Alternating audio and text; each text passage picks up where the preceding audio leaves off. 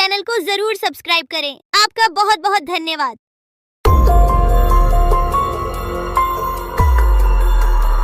बहुत साल पहले की बात है। लक्ष्मीपुर के जंगल में एक पुरानी झील थी। वहां दिन में तो कोई घटना नहीं होती, पर थोड़ा सा भी अंधेरा छाते ही वह झील एक खूनी झील बन जाती। उस दौरान जो भी जानवर उस झील पर पानी पीने आ जाता वह जिंदा वापस नहीं आता। कहाँ जाता आज तक किसी को उसका पता नहीं चला था। यही वजह थी कि जंगल के सारे जानवरों ने, यहाँ तक कि जंगल की राजा शेर ने भी उस झील को खूनी झील घोषित कर दिया था। अब पूरे जंगल में कोई भी शाम को उस झील की तरफ जाने की हिम्मत नहीं करता था।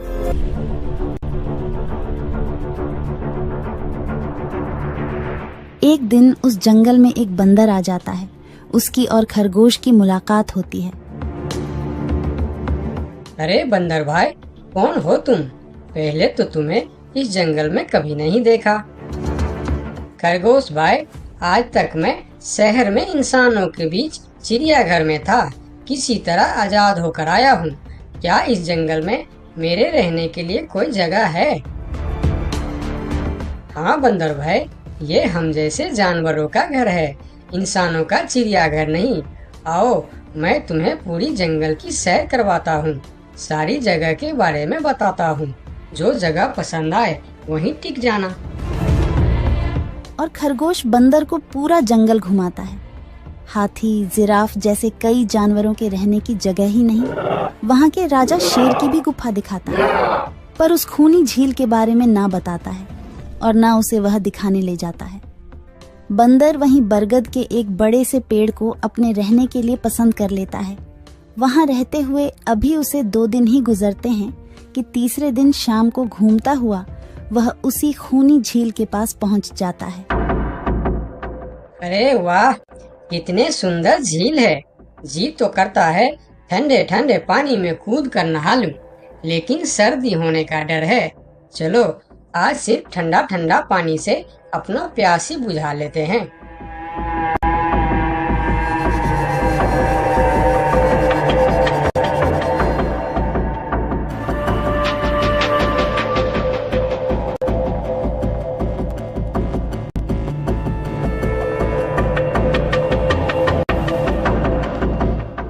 अरे बंदर भाई, तुम इतने डरे हुए क्यों हो? कहाँ से आ रहे हो? झील में पानी पीने गया था और जिंदा वापस आ गए। क्या मतलब? तुम्हें पता नहीं? वह इस जंगल की खूनी झील है। शाम होने पर कोई भी वहाँ जाता है तो जिंदा वापस नहीं आता। उसकी लाश का भी पता नहीं चलता कि वह कहाँ गायब हो जाती है। इसीलिए शाम होते ही कोई भी उस खूनी झील की तरफ नहीं जाता। ये हमारे राजा का आदेश भी है। कमाल है, मुझे तो पता ही नहीं। कैसे पता नहीं? तुम्हें वह खरगोश भाई ने बताया नहीं? लो, खरगोश भाई भी आ गया। अरे खरगोश भाई, आपकी वजह से आज बंदर भाई की जान जाते जाते बची। मेरी वजह से? हाँ, तुमने बंदर भाई को पूरा जंगल घुमाया, हर जगह के बारे में बताया। इस खूनी झील के बारे में क्यों नहीं बताया? भूल गया भाई, मैंने तो सोचा ये तो पेड़ पर रहते हैं, इन्हें झील से क्या काम। अभी अभी इन्हें खूनी झील की खूनी ने पकड़ने की कोशिश की, ये तो बाल बाल बच गए, वरना खूनी झील की खूनी, क्या तुमने उसे देखा? क्यों, क्या तुम लोगों ने आज तक नहीं देखा? नहीं, हम में से कोई कभी भी शाम को उस तरफ जाते ही नहीं और दिन में कोई घटना नहीं होती। और यह बात वह जाकर शेर के दरबार में सभी को बताता है। उसकी बात सुनकर किसी को भी यकीन नहीं आता है। क्या बात कर रहे हो बंदर? मैं सच कह रहा हूँ महाराज, लेकिन हम लोगों तो कभी आज तक देखा ही नहीं, क्योंकि आप लोग उसे खूनी झील समझकर दिन में ही वहाँ जाते हो और शाम होते ही आप लोग डर के मारे वहाँ जाना बंद कर देते हो।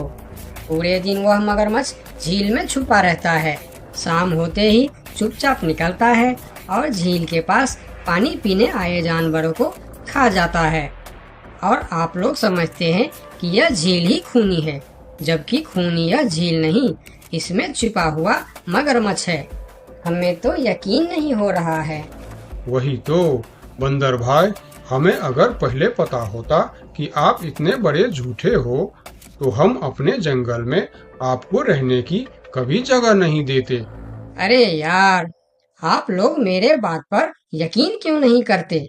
मैं आप लोगों का भलाई के लिए ही बोल रहा हूँ। अगर तुम्हारी बात सच्ची है तो क्या तुम उस मगरमच्छ को हमें दिखा सकते हो? क्यों नहीं महाराज, आज शाम होते ही आप लोग वहाँ जाकर पेड़ और पत्थरों के बीच छुप जाना। और फिर शाम को वह सभी उस खूनी झील के पास जाकर छिप जाते हैं।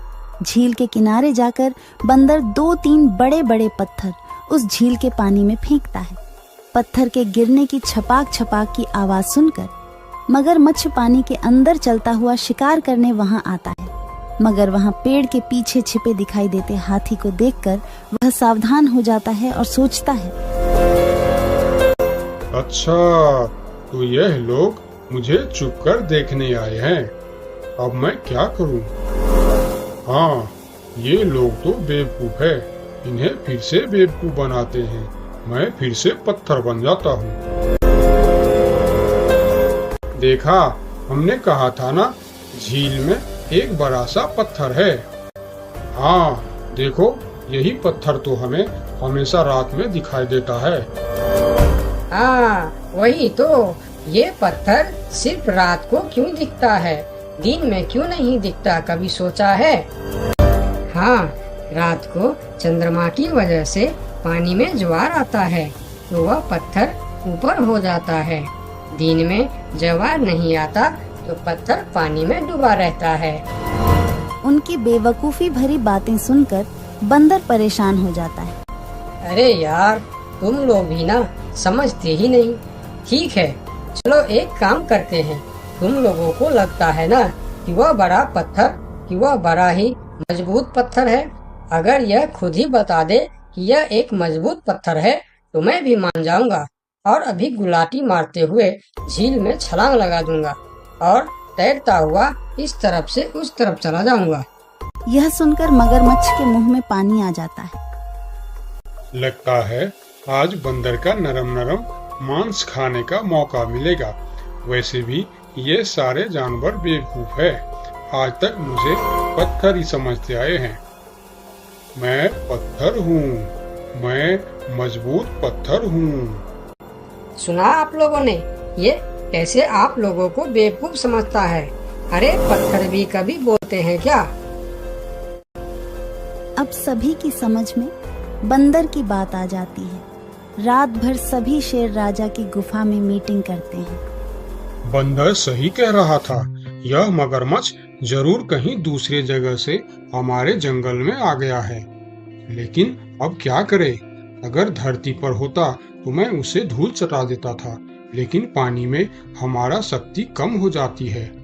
तो क्या इससे हमें कभी छुटकारा नहीं मिलेगा महाराज? मेरे ख्याल से तो नहीं।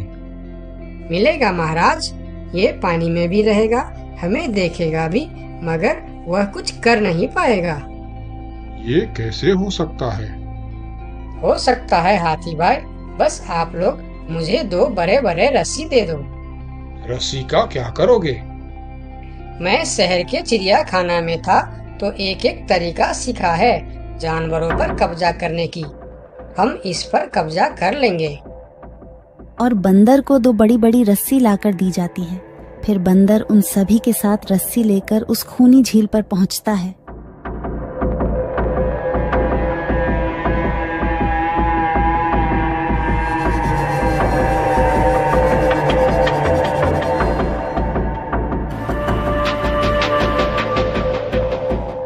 कल तक तो यह बंदर मुझे देखकर भागता था और आज पानी पीने आया है।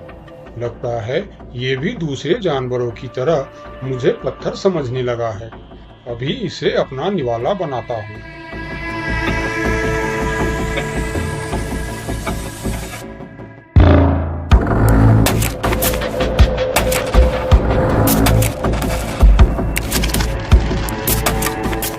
अरे, ये तो भाग भी नहीं पा रहा है। अब यह जितना ज्यादा फरफराएगा उतना यह फंदा कसता जाएगा और चुपचाप रहेगा तो फंदा ढीला रहेगा।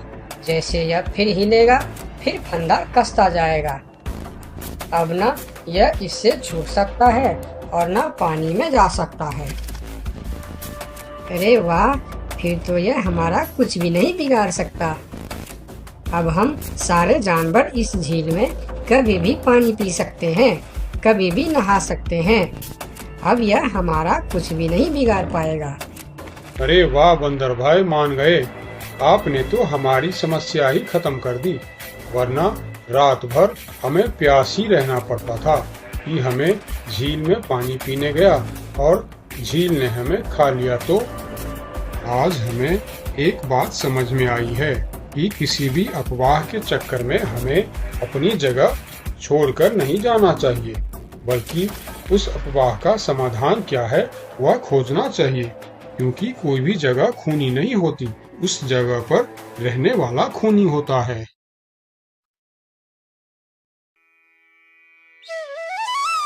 बहुत साल पहले की बात है। लक्ष्मी नगर में एक बहुत बड़ा जंगल हुआ करता था। उस जंगल में शेर खान नाम का एक शेर रहता था। वह जंगल का राजा था। उसके शासनकाल में जंगल के सभी जानवर सुखी और शांति से रहते थे।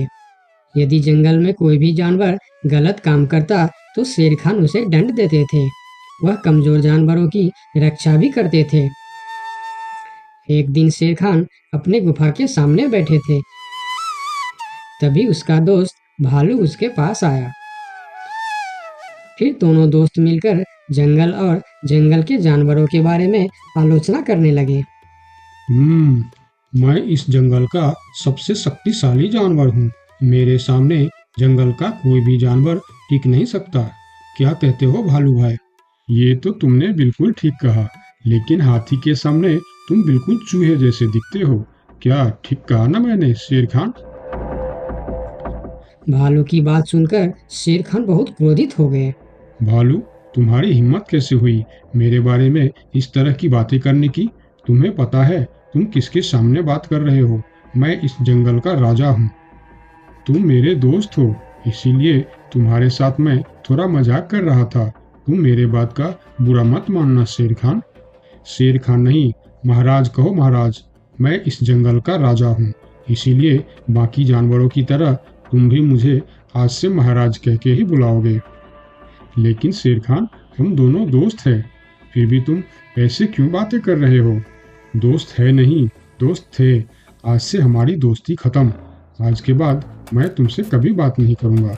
दोस्त कहकर मेरे सामने कभी मत आना। चले जाओ यहाँ से।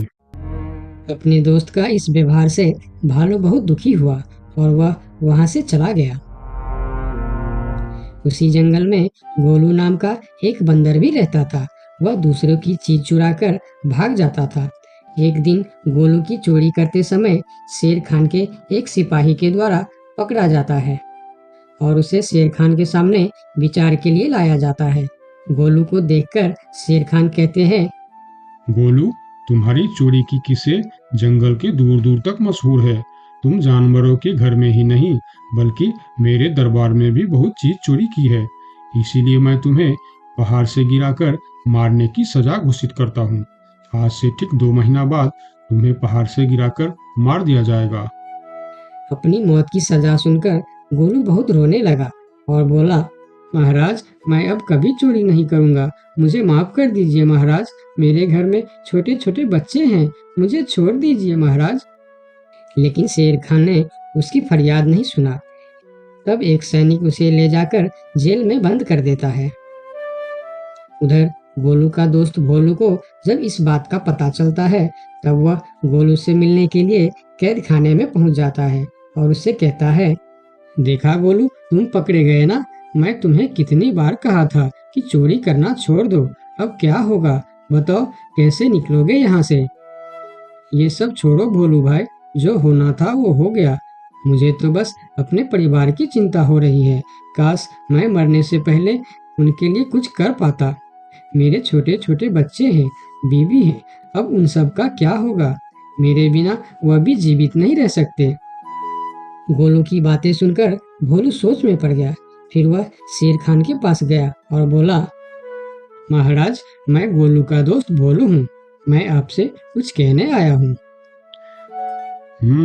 तो तुम गोलू का दोस्त भोलू हो। ठीक है, बताओ क्या कहना चाहते हो तुम।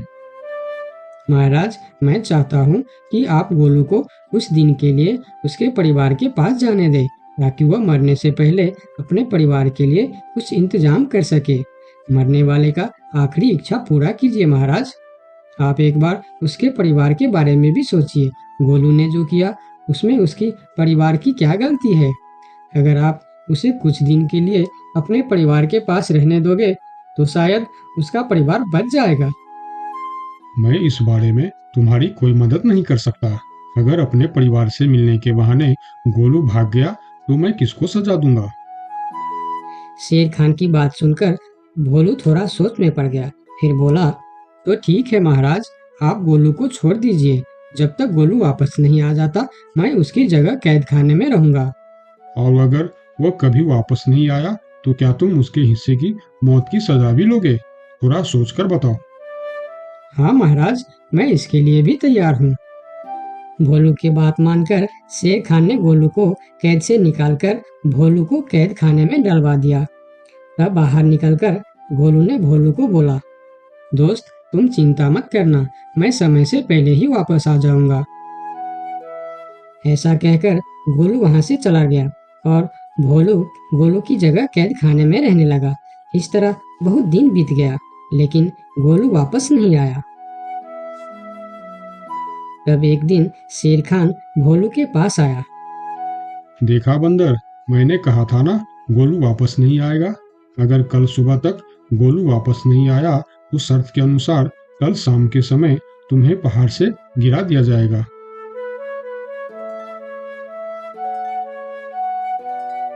अगले दिन भी जब गोलू वापस नहीं आया तब शेर खान और उनके सैनिक भोलू को लेकर पहाड़ के किनारे पर गए। फिर भोलू को खाई के किनारे खड़ा करके शेर खान ने कहा, देखा ना मूर्ख बंदर, तुम्हारे दोस्त तुमको धोखा देकर चला गया। अब तुम मरने के लिए तैयार हो जाओ।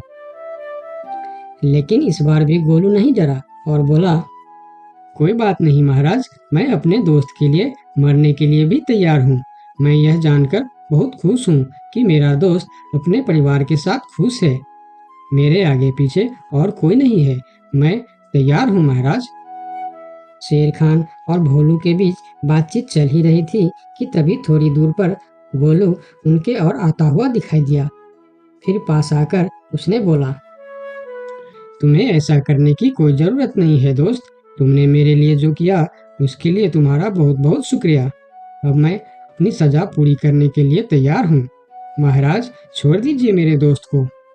गोलू, तुम्हें वापस आने की क्या जरूरत थी? मैं यह सजा ले लेता था। तुम्हारे घर में छोटे छोटे बच्चे हैं, बीवी है, उनका क्या होगा? मेरे परिवार में मेरे अलावा और कोई नहीं है। इसीलिए यदि मैं मर भी जाऊं तो मेरे लिए किसी को कोई दुख नहीं होगी। तुम यहाँ से चले जाओ। नहीं दोस्त, गलती मैंने की है, इसीलिए सजा भी मुझे ही मिलनी चाहिए। उन दोनों की दोस्ती को देखकर शेर खान सोचने लगे, ये दोनों अपने दोस्ती के खातिर एक दूसरे के लिए जान देने के लिए तैयार है, और मैं एक छोटी सी बात के लिए अपने सबसे अच्छे मित्र भालू से दोस्ती तोड़ दी। यह मैंने बहुत बड़ा गलती कर दी। मुझे इसका प्रायश्चित करना ही होगा। किसी को मरने की कोई जरूरत नहीं है। तुम दोनों की दोस्ती देखकर मैं गोलू की सजा माफ करता हूँ। और याद रखना गोलू, अगर तुमने फिर से चोरी की तो अगली बार मैं तुम्हारी सजा माफ नहीं कर पाऊंगा। नहीं नहीं महाराज, आज के बाद मैं फिर कभी ऐसा गलती नहीं करूंगा। आज से मैं ईमानदारी से मेहनत करके अपना परिवार चलाऊंगा। आपका बहुत बहुत धन्यवाद महाराज। ठीक है, अब तुम लोग यहाँ से जा सकते हो। उनके जाने के बाद शेर खान सीधा अपने दोस्त भालू के पास गया। भालू मेरा दोस्त, मैं यहाँ तुमसे माफी मांगने के लिए आया हूँ। मैंने जो उस दिन तुम्हारे साथ व्यवहार किया वह बहुत गलत था। मैं बहुत शर्मिंदा हूँ। मुझे माफ कर दो मेरे दोस्त। लेकिन महाराज, आपने तो कहा था। महाराज नहीं, शेर खान बोलो, शेर खान।